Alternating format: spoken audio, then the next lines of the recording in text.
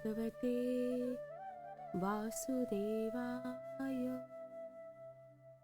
7वां अध्याय भगवान के लीला अवतारों की कथा। ब्रह्मा जी कहते हैं, अनंत भगवान ने प्रलय के जल में डूबी हुई पृथ्वी का उद्धार करने के लिए समस्त यज्ञ में वराह शरीर ग्रहण किया था। आदि दैत्य हिरण्याक्ष जल के अंदर ही लड़ने के लिए उनके सामने आया। जैसे इंद्र ने अपने वज्र से पर्वतों के पंख काट डाले थे, वैसे ही वराह भगवान ने अपनी दाढ़ों से उसके टुकड़े टुकड़े कर दिए। फिर उन्हीं प्रभु ने रुचि नामक प्रजापति की पत्नी आकुति के गर्भ से सुयज्ञ के रूप में अवतार ग्रहण किया। उस अवतार में उन्होंने दक्षिणा नाम की पत्नी से सुयम नाम के देवताओं को उत्पन्न किया और तीनों लोकों के बड़े बड़े संकट हर लिए। इसी से स्वयंभू मनु ने उन्हें हरि के नाम से पुकारा। नारद कर्दम प्रजापति के घर देवहूति के गर्भ से 9 बहिनों के साथ भगवान ने कपिल के रूप में अवतार ग्रहण किया। उन्होंने अपनी माता को उस आत्मज्ञान का उपदेश किया जिससे वे इसी जन्म में अपने हृदय की संपूर्ण मल, तीनों गुणों की आसक्ति का सारा कीचड़ धोकर कपिल भगवान के वास्तविक स्वरूप को प्राप्त हो गई। महर्षि अत्रि भगवान को पुत्र रूप में प्राप्त करना चाहते थे। उन पर प्रसन्न होकर भगवान ने उनसे एक दिन कहा कि मैंने अपने आप को तुम्हें दे दिया। इसी से अवतार लेने पर भगवान का नाम दत्त यानी दत्तात्रेय पड़ा। उनके चरण कमलों के पराग से अपने शरीर को पवित्र करके राजा यदु और सहस्त्रार्जुन आदि ने योग की, भोग और मोक्ष दोनों ही सिद्धियां प्राप्त की। नारद, सृष्टि के प्रारंभ में मैंने विविध लोकों को रचने की इच्छा से तपस्या की। मेरे उस अखंड तप से प्रसन्न होकर उन्होंने तप अर्थ वाले सन नाम से युक्त होकर सनक, सनंदन, सनातन और सनत कुमार के रूप में अवतार ग्रहण किया। इस अवतार में उन्होंने प्रलय के कारण पहले कल्प के भूले हुए आत्मज्ञान का ऋषियों के प्रति यथावत उपदेश किया, जिससे उन लोगों ने तत्काल परम तत्व का अपने हृदय में साक्षात्कार कर लिया। धर्मपत्नी दक्ष कन्या मूर्ति के गर्भ से वे नर नारायण के रूप में प्रकट हुए। उनकी तपस्या का प्रभाव उन्हीं के जैसा था। इंद्र की भेजी हुई काम की सेना अप्सराएं उनके सामने जाते ही अपना स्वभाव खो बैठी। वे अपने हाव भाव से उन आत्मस्वरूप भगवान की तपस्या में विघ्न नहीं डाल सकी। नारद, शंकर आदि महानुभाव अपनी रोष भरी दृष्टि से कामदेव को जला देते हैं, परंतु अपने आप को जलाने वाले असह्य क्रोध को वे नहीं जला पाते। वही क्रोध नर नारायण के निर्मल हृदय में प्रवेश करने के पहले ही डर के मारे कांप जाता है। फिर भला उनके हृदय में काम का प्रवेश तो हो ही कैसे सकता है। अपने पिता राजा उत्तानपाद के पास बैठे हुए 5 वर्ष के बालक ध्रुव को उनकी सौतेली माता सुरुचि ने अपने वचन बाणों से बेध दिया था। इतनी छोटी अवस्था होने पर भी वे उस ग्लानि से तपस्या करने के लिए वन में चले गए। उनकी प्रार्थना से प्रसन्न होकर भगवान प्रकट हुए और उन्होंने ध्रुव को ध्रुव पद का वरदान दिया।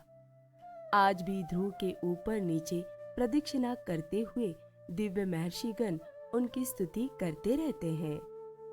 कुमार्गामी वेन का ऐश्वर्य और पौरुष ब्राह्मणों के हुंकार रूपी वज्र से जलकर भस्म हो गया। वह नरक में गिरने लगा।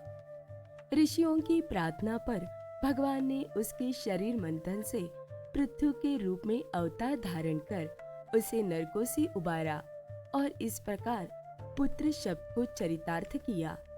उसी अवतार में पृथ्वी को गाय बनाकर उन्होंने उससे जगत के लिए समस्त औषधियों का दोहन किया।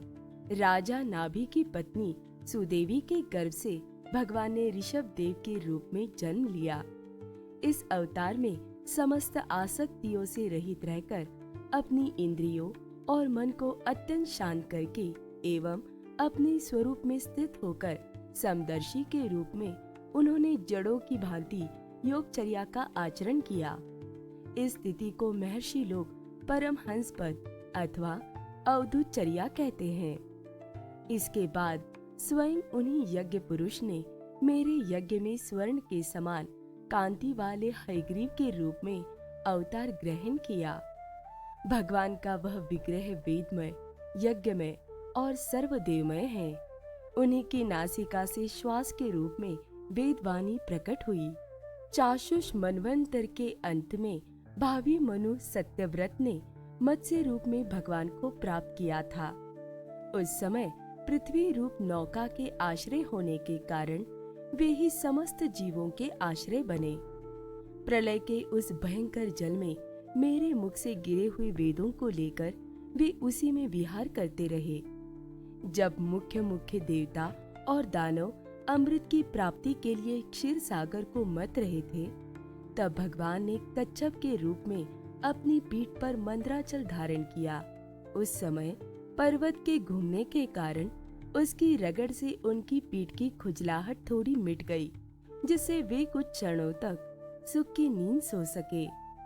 देवताओं का महान भय मिटाने के लिए उन्होंने नरसिंह का रूप धारण किया।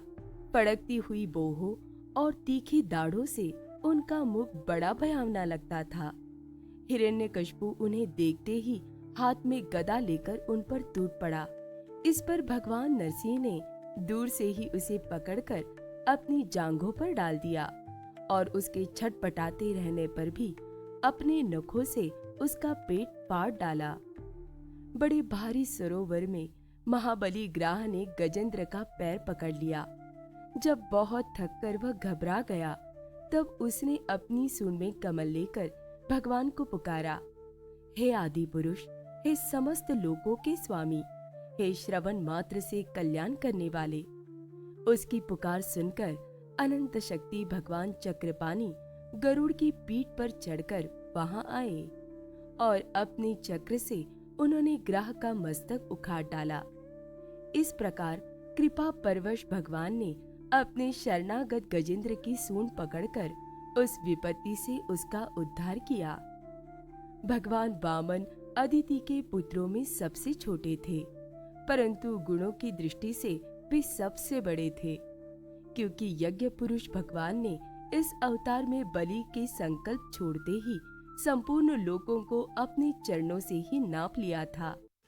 वामन बनकर उन्होंने 3 पग पृथ्वी के बहाने बलि से सारी पृथ्वी ले तो ली, परंतु इससे ये बात सिद्ध कर दी कि सन्मार्ग पर चलने वाले पुरुषों को याचना के सिवा और किसी उपाय से समर्थ पुरुष भी अपने स्थान से नहीं हटा सकते, ऐश्वर्य से च्युत नहीं कर सकते। दैत्यराज बलि ने अपने सिर पर स्वयं वामन भगवान का चरणामृत धारण किया था। ऐसी स्थिति में उन्हें जो देवताओं के राजा इंद्र की पदवी मिली, इसमें कोई बलि का पुरुषार्थ नहीं था। अपने गुरु शुक्राचार्य के मना करने पर भी वे अपनी प्रतिज्ञा के विपरीत कुछ भी करने को तैयार नहीं हुए। और तो क्या, भगवान का तीसरा पग पूरा करने के लिए उनके चरणों में सिर रखकर उन्होंने अपने आप को भी समर्पित कर दिया। नारद, तुम्हारे अत्यंत प्रेम भाव से परम प्रसन्न होकर हंस के रूप में भगवान ने तुम्हें योग, ज्ञान और आत्म तत्व को प्रकाशित करने वाले भागवत धर्म का उपदेश किया। वह केवल भगवान के शरणागत भक्तों को ही सुगमता से प्राप्त होता है। वे ही भगवान स्वयंभू आदि मनवंतरों में मनु के रूप में अवतार लेकर मनुवंश की रक्षा करते हुए 10 दिशाओं में अपने सुदर्शन चक्र के समान तेज से बेरोक टोक निष्कंटक राज्य करते हैं। तीनों लोकों के ऊपर सत्यलोक तक उनके चरित्रों की कमनीय कीर्ति फैल जाती है और उसी रूप में वे समय समय पर पृथ्वी के भारभूत दुष्ट राजाओं का दमन भी करते रहते हैं। स्वनाम धन्य भगवान धन्वंतरी अपने नाम से ही बड़े बड़े रोगियों के रोग तत्काल नष्ट कर देते हैं।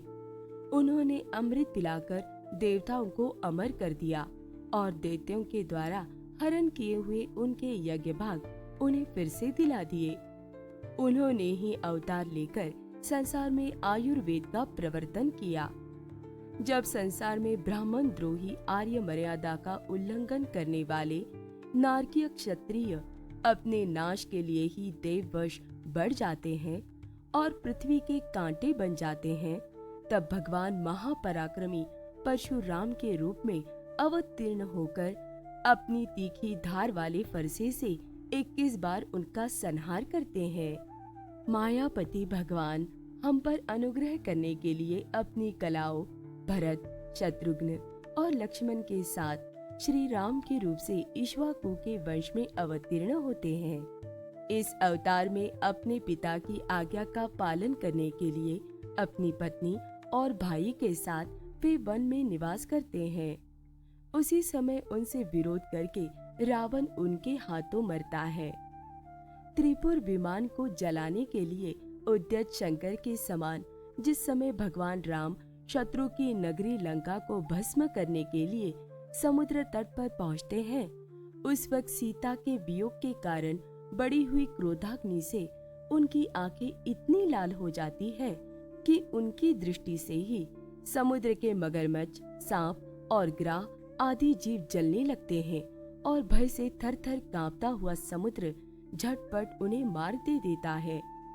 जब रावण की कठोर छाती से टकराकर इंद्र के वाहन ऐरावत के दांत चूर-चूर होकर चारों ओर फैल गए थे, जिससे दिशाएं सफेद हो गई थी, तब दिग्विजयी रावण घमंड से फूलकर हंसने लगा था।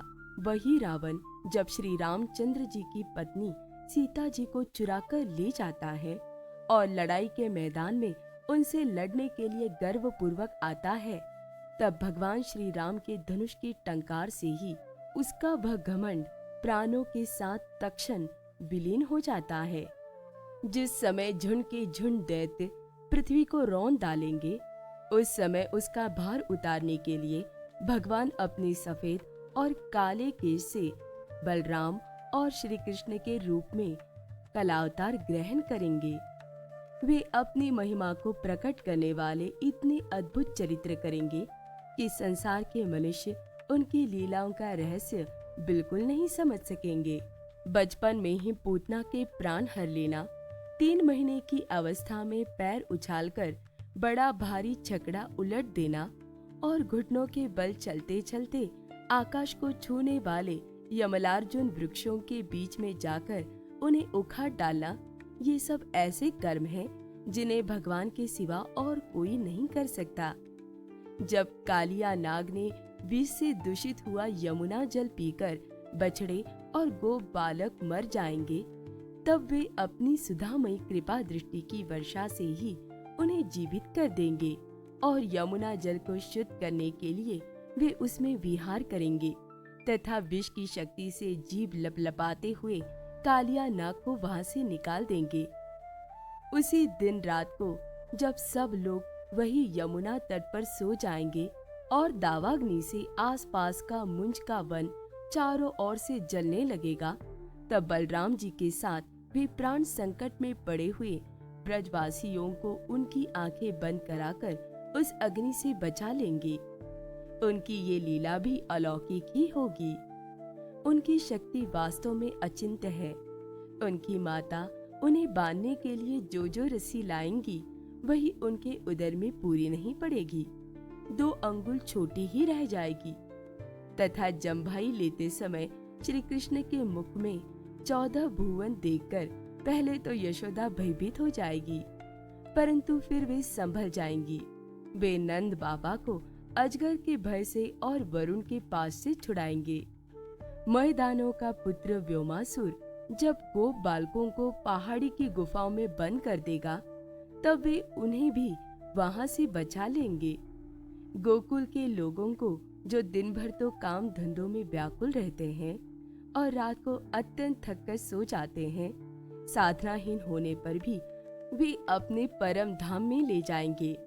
निष्पाप नारद जब श्री कृष्ण की सलाह से गोप लोग इंद्र का यज्ञ बंद कर देंगे, तब इंद्र व्रज भूमि का नाश करने के लिए चारों ओर से मूसलधार वर्षा करने लगेंगे। उनके पशुओं की रक्षा करने के लिए भगवान कृपा परवश हो 7 वर्ष की अवस्था में ही 7 दिनों तक गोवर्धन पर्वत को एक ही हाथ से छत्रक पुष्प कुकुरमुत्ते की तरह खेल खेल में ही धारण किए रहेंगे। वृंदावन में विहार करते हुए रास करने की इच्छा से वे रात के समय, जब चंद्रमा की उज्जवल चांदनी चारों ओर छिटक रही होगी, अपनी बांसुरी पर मधुर संगीत की लंबी तान छेड़ेंगे। उससे प्रेम विवश होकर आई हुई गोपियों को जब कुबेर का सेवक शंखचूड़ हरण करेगा, तब वे उसका सिर उतार लेंगे। और भी बहुत से प्रलंबासुर, धेनुकासुर, बकासुर, केशी, अरिष्टासुर आदि दैत्य, चाणूर आदि पहलवान, कुबल या पिड़ हाथी, कंस, कालयवन, भौमासुर, मिथ्या वासुदेव, शाल्व, द्विविध वानर, बलवल, दंतवक्त्र, राजा नग्नजीत के 7 बैल, शंबरासुर, विदुरथ और रुक्मी आदि तथा काम्बोज, मत्स्य, कुरु, कैकई और सृंजय आदि देशों के राजा लोग एवं जो भी योद्धा धनुष धारण करके युद्ध के मैदान में सामने आएंगे, वे सब बलराम, भीमसेन और अर्जुन आदि नामों की आड़ में स्वयं भगवान के द्वारा मारे जाकर उन्हीं के धाम में चले जाएंगे। समय के फेर से लोगों की समझ कम हो जाती है, आयु भी कम होने लगती है। उस समय जब भगवान देखते हैं कि अब ये लोग मेरे तत्व को बतलाने वाली वेदवाणी को समझने में असमर्थ होते जा रहे हैं, तब प्रत्येक कल्प में सत्यवती के गर्भ से व्यास के रूप में प्रकट होकर वे वेद रूपी वृक्ष का विभिन्न शाखाओं के रूप में विभाजन कर देते हैं। देवताओं के शत्रु दैत्य लोग भी वेद मार्ग का सहारा लेकर मैदानों के बनाए हुए अदृश्य वेग वाले नगरों में रहकर लोगों का सत्यानाश करने लगेंगे। तब भगवान लोगों की बुद्धि में मोह और अत्यंत लोभ उत्पन्न करने वाला वेश धारण करके बुद्ध के रूप में बहुत से उपधर्मों का उपदेश करेंगे। कलयुग के अंत में जब सत्पुरुषों के घर भी भगवान की कथा होने में बाधा पड़ने लगेंगी, ब्राह्मण, क्षत्रिय तथा वैश्य, पाखंडी और शूद्र राजा हो जाएंगे। यहाँ तक कि कहीं भी स्वाहा, स्वधा और बशटकार की ध्वनि देवता पितरों के यज्ञ श्राद्ध की बात तक नहीं सुनाई पड़ेगी। तब कलयुग का शासन करने के लिए भगवान कल की अवतार ग्रहण करेंगे। जब संसार की रचना का समय होता है, तब तपस्या, 9 प्रजापति, मरीचि आदि ऋषि और मेरे रूप में जब सृष्टि की रक्षा का समय होता है, तब धर्म, विष्णु, मनु, देवता और राजाओं के रूप में तथा जब सृष्टि के प्रलय का समय होता है, तब अधर्म, रुद्र तथा क्रोधवश नाम के सर्प एवं दैत्य आदि के रूप में सर्वशक्तिमान भगवान की माया विभूतियां ही प्रकट होती है।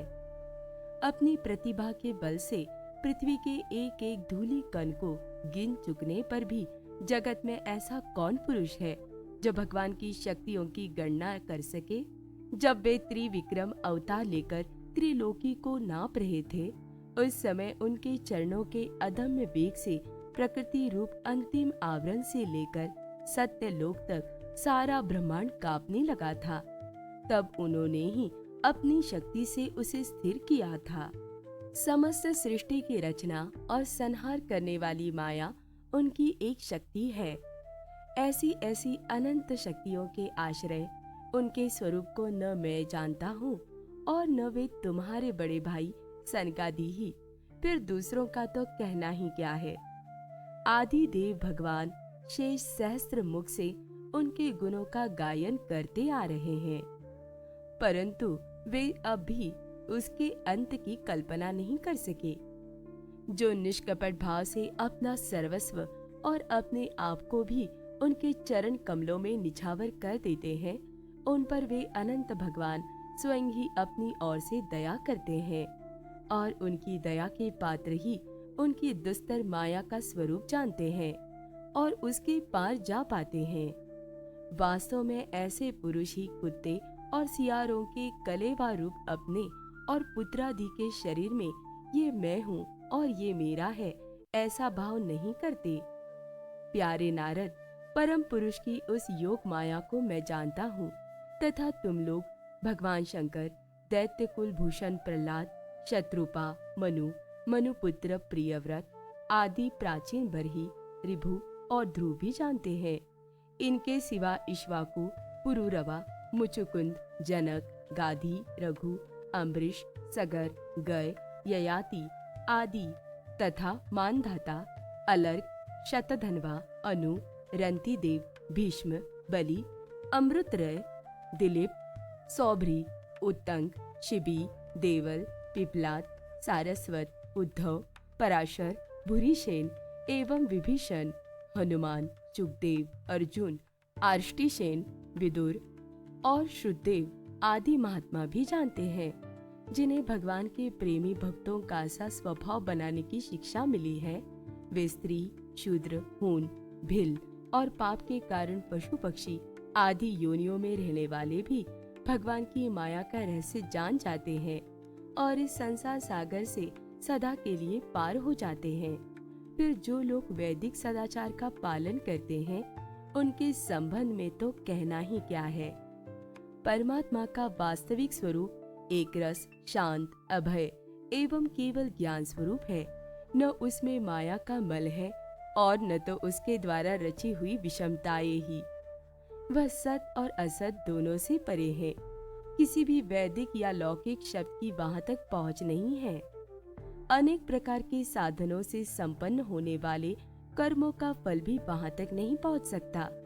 और तो क्या, स्वयं माया भी उसके सामने नहीं जा पाती, लजाकर भाग खड़ी होती है। परम पुरुष भगवान का वही परम पद है। महात्मा लोग उसी का शोक रहित अनंत आनंद स्वरूप ब्रह्मा के रूप में साक्षात्कार करते हैं। संयमशील पुरुष उसी में अपने मन को समाहित करके स्थित हो जाते हैं। जैसे इंद्र स्वयं मेघ रूप से विद्यमान होने के कारण जल के लिए कुआं खोदने की कुदाल नहीं रखते, वैसे ही वे भेद दूर करने वाले ज्ञान साधनों को भी छोड़ देते हैं। समस्त कर्मों के फल भी भगवान ही देते हैं, क्योंकि मनुष्य अपने स्वभाव के अनुसार जो शुभ कर्म करता है वह सब उन्हीं की प्रेरणा से होता है। इस शरीर में रहने वाले पंचभूतों के अलग अलग हो जाने पर जब ये शरीर नष्ट हो जाता है, तब भी इसमें रहने वाला अजन्मा पुरुष आकाश के समान नष्ट नहीं होता।